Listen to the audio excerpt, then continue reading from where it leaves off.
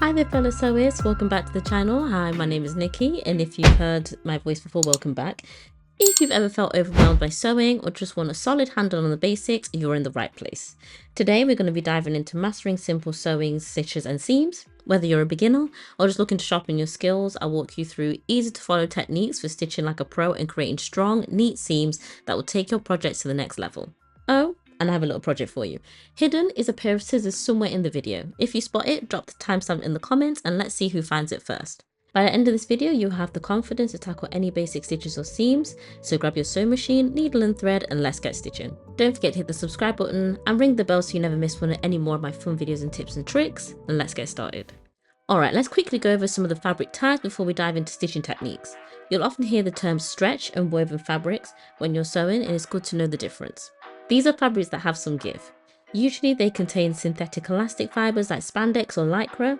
Think t-shirt fabrics, leggings and swimsuits. They stretch in one or more directions, often called two-way or four-way stretch, which means they move with your body and are perfect for activewear and close-fitting garments. When you're stitching stretch fabrics, you'll either use a stretch stitch or a zigzag stitch to ensure that the seams move and the fabric doesn't snap when stretched. On the other hand, woven fabrics are made from interlocking fibers in a grid pattern. Common examples they will include cotton, linen, denim and silk. These fabrics don't have any natural stretch, so they will hold their shape well and are great for structured garments like shirts, dresses and jackets. This is the kind of fabrics I really like to work with, but they are a little bit more challenging as you will need darts. Working with woven fabrics, you'll typically use a straight stitch and sometimes reinforced with a serger or a zigzag stitch to prevent fraying. Well, you might be thinking, why does it even matter anyway? Well, stretch fabrics need special attention to how you stitch and maintain their flexibility, whilst woven are more straightforward, and you can handle traditional stitch without risking it breaking or distorting the fabric. So when you're picking your fabric for a project, always keep this in mind. Whether you want stretch or woven, it will definitely affect the stitch type and needle choice and the way you want the overall garment to look. Most sewing machines have built-in stitch options for different projects, looks and fabric types, but here are the ones that you'll likely use the most. The straight stitch is the most common and basic stitch you use for any sewing machine. It creates a simple even line of stitching, perfect for seams, top stitching and general sewing. The best uses for this are seams, basting, using the longest stitch for temporary stitches, gathering stitch, use a longer stitch with a slight extension for adjustments. Basic zigzag is set to a small width, works well with stretchy seams. The best uses for this stitch is for stretch fabric, if you're using a sewing machine that doesn't have a specific stretch stitch, overcasting, which will finish the raw edge of the garment, sewing in buttonholes, which is used a tight zigzag stitch, securing elastic to medium zigzag as well.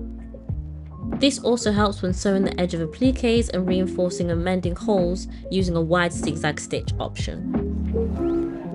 This one goes forward and backwards to create a super strong stitch for flexible seams. It's best for sewing stretched fabric, seam reinforcements to ensure seams hold up to washing and movement, elastic casting to keep stitches secure while sewing waistbands, cuffs with elastic. With stretch stitch, the stitches will go in and out in a forward and backward motion as it makes the stitch into a kind of like a lightning bolt, which makes it narrow and flat and easier and stronger to use. Now we're going to learn how to set up your sewing machine. All sewing machines have slight differences, but this section basically stays the same. When placing the fabric into the sewing machine, make sure it's positioned under the presser foot and aligned to the seam guides on the machine's needle plate. This will help keep the stitches straight and even. Your sewing machine should have a built-in guide to help with accuracy. These markings show the different seam allowances, which will come in and/or centimeters or inches. Align the fabric to the edge for the correct line for consistent seams. The presser foot can also be seen as a guide. Some feet are a 1/4 inch foot and designed for precise stitching. Ensure that your thread is correctly threaded through the tension discs and guide smoothly through stitching. Your user manual on YouTube or specific video on YouTube should be able to help you with that. Besides this, there are a few extra tools that could help you with accuracy. There is something as a magnetic seam guide. I've never personally used this, but I know it can definitely help. And it attaches to the needle plate, seeing as it's metal, and will keep the edges nice and aligned, or the fabric or whatever you're sewing nice and aligned, so it keeps you within the seam allowance, or just keeps it neat basically. If you want to go for the cheap or the very inexpensive option, you can use any kind of tape, maybe like painter's tape or masking tape, and put that on the edge so you know you can sew along the edge of that as well. Before we get to stitching, I've created a free downloadable practice sheet, the link is in the description below, with lines, circles, squares and more that will help you master stitch control and precision. And you don't even need thread. It's a fun way to practice guiding the fabric smoothly through the machine and working on raw projects. Start without thread, follow the lines with your needle for practice accuracy. You can do this without wasting any fabric or any thread. You can try different speeds, get comfortable with the sewing the squares, the curves, the lines, all of that. And you can test it with different kinds of stitches as well. You can do the stretch stitch, but it will rip the paper, so I'll maybe stick to large basic stitches, but you can try zigzag, like the wider zigzag, and see how you work with that as well. There are other seams like French, rolled, flat felled, laps, double stitched, slot, all sorts. But if you want a full video on all these seams, please let me know in the comments below. As we did this stitch on woven fabric, it will fray. The edges, if it's not cleaned up, essentially there are two ways to kind of clean this up. Two that are pretty simple and one that will need a separate machine. Pinking shears are specialized scissors with a zigzag blade that will help cut the fabric in a way to reduce fraying.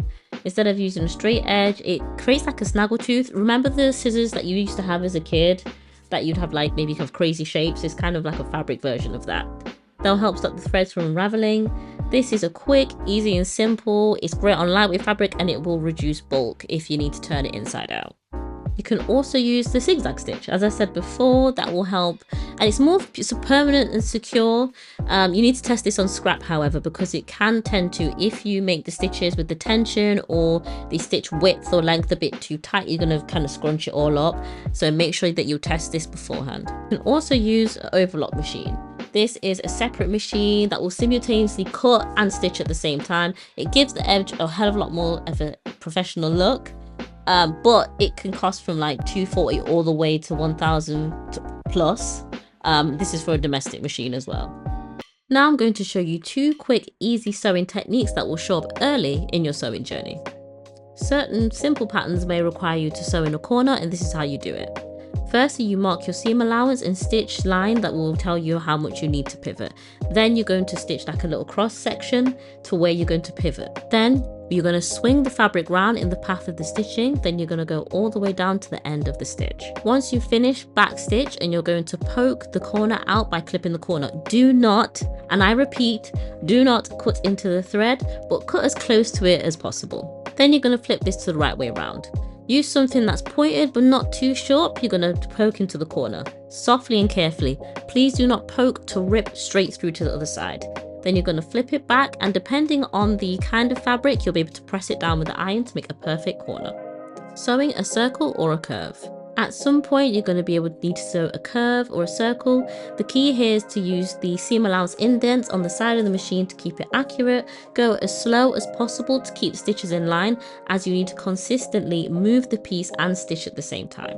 Once you've completed the curve or a circle, you're going to cut little triangles into it as close as possible. Again, please do not cut through the actual stitching. And then you're going to cut down the bulk as well, and then fold it around and kind of use the poking technique as well, but you're going to slide it across on the inside. And again, depending on the type of fabric, you're going to press it down and out to make the perfect curve or circle. Thank you for watching the video all the way to the end. If you've made it here, drop a thread and a pair of scissors emoji in the comments so I know you're a true sewing pro. Also, please let me know what you'd like to see next and drop your ideas in the comments. Next week, we actually move on to sewing your first items. So please make sure you tune in for that. As always, I hope I made your day so much better, and I'll see you soon. Bye. YouTube thinks you're gonna love this project that I've done before, so please, and let them know if you're right. Or it's gonna show you one of my previous projects. Please let me know any kind of suggestions, and I'll see you soon. Bye.